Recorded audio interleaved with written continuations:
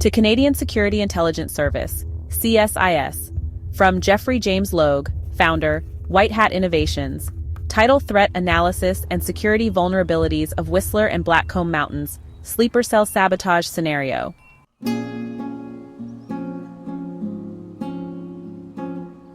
Location: Whistler Blackcomb, British Columbia, Canada, one of the largest and most popular ski resorts in North America. Time: late afternoon during the peak ski season on a busy weekend like a Saturday in February. Weather conditions: clear skies with a light snowfall ensuring high visitor numbers and prime skiing conditions.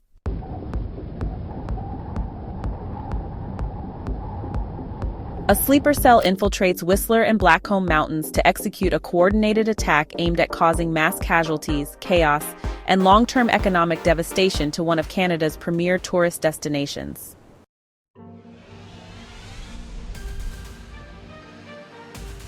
Infiltration sleeper agents disguised as maintenance workers, patrollers, or resort employees plant remote-controlled devices on critical ski lift machinery over the course of weeks. Malicious software is embedded into the resort's digital control system, allowing the attackers to override safety features. Execution. At approximately 4:30 p.m., the last run of the day, the lifts are remotely disabled mid-operation, leaving skiers stranded high above the slopes. In some areas, lifts are programmed to suddenly reverse or accelerate, causing mechanical failures and panic.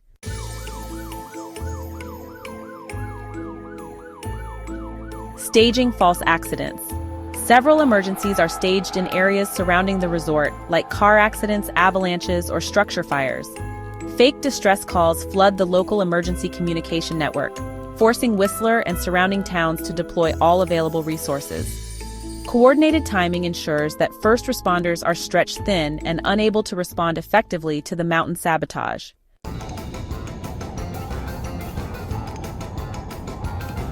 Jamming devices. High-powered radio frequency jamming devices are installed at strategic locations across the mountains, rendering all resort communication channels useless, including walkie-talkies for ski patrollers, mobile phone networks, and emergency radios for local RCMP and fire departments. Without communication, emergency coordination on the mountains becomes nearly impossible. Visitors and staff are left to rely on physical runners to relay messages, further slowing the response.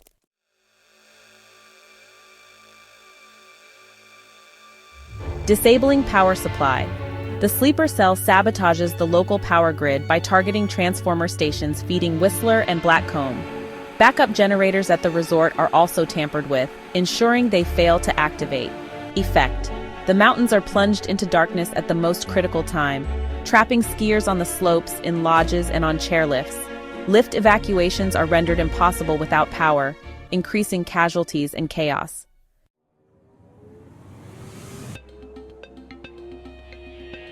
Human casualties. Skiers trapped on lifts are exposed to extreme cold, risking hypothermia and frostbite. Mechanical failures result in several gondolas detaching and crashing into the slopes below. Stranded skiers and snowboarders cut off from rescue suffer injuries and fatalities from collisions, falls, and exposure. Economic devastation. Damage to the lifts, power grid, and infrastructure requires months to repair, costing millions of dollars. Whistler Blackcomb's reputation as a safe and premier destination is irreparably harmed. Tourism across British Columbia suffers a significant decline. Psychological and national impact. The attack shocks Canada, raising questions about the vulnerability of critical tourist infrastructure. Public confidence in emergency response capabilities is severely undermined.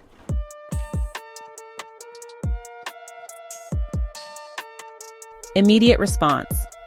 Local teams, ski patrollers, resort staff, and off-duty emergency responders begin ad hoc rescue efforts using snowmobiles and on-foot searches. Helicopters are delayed due to communication jamming and heavy reliance on diverted resources. National Alert, CSIS, Canadian Security Intelligence Service, and RCMP's Integrated National Security Enforcement Teams, INSET, are called in to assess the situation. Military support is requested for recovery and to secure the area. Investigation, sleeper cell identification. Surveillance footage reveals suspicious activities by certain resort employees in the weeks leading up to the attack. Forensic analysis of the jamming devices and sabotage points links the attack to a well-organized, internationally backed sleeper cell. Motivations. The group is identified as an extremist faction aiming to target Canada's economic and cultural landmarks. The attack is meant to destabilize Canada's global reputation and sow fear among citizens.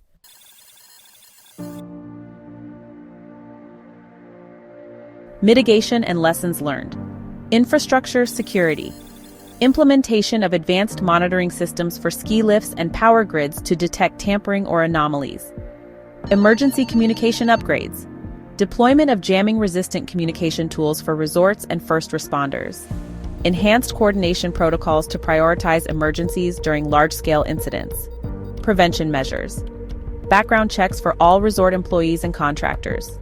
Regular audits of critical systems to prevent unauthorized access. Public awareness campaigns. Educating tourists on emergency procedures to improve survival rates during crises. Recommended actions. Proactive intelligence gathering. Strengthen intelligence efforts to detect sleeper cells in critical infrastructure industries, including tourism. Enhance background checks for all employees working in sensitive positions. Technology upgrades. Implement AI-driven anomaly detection in ski lifts, power grids, and communication systems to preempt tampering. Harden resort infrastructure against cyber attacks and insider threats. Emergency response enhancements. Establish a centralized command center for real-time coordination of emergency services. Equip ski resorts with independent satellite communication systems for redundancy. Public awareness campaigns. Educate staff and tourists on emergency protocols to reduce casualties during crises. Conclusion. The sleeper cell sabotage scenario at Whistler and Blackcomb Mountains demonstrates significant vulnerabilities in critical infrastructure, emergency response systems, and public safety protocols. While some elements are challenging to execute, such as coordinated jamming, the overall threat remains highly plausible and could result in catastrophic human and economic losses. By addressing these vulnerabilities proactively, Canada can secure its premier tourist destinations and set a global standard for infrastructure protection. Report authorship, submitted by Jeffrey James Logue, founder, White Hat Innovations. Motto, Securing Tomorrow Today. Call sign PrimeTac 1. Date, January 13th, 2025.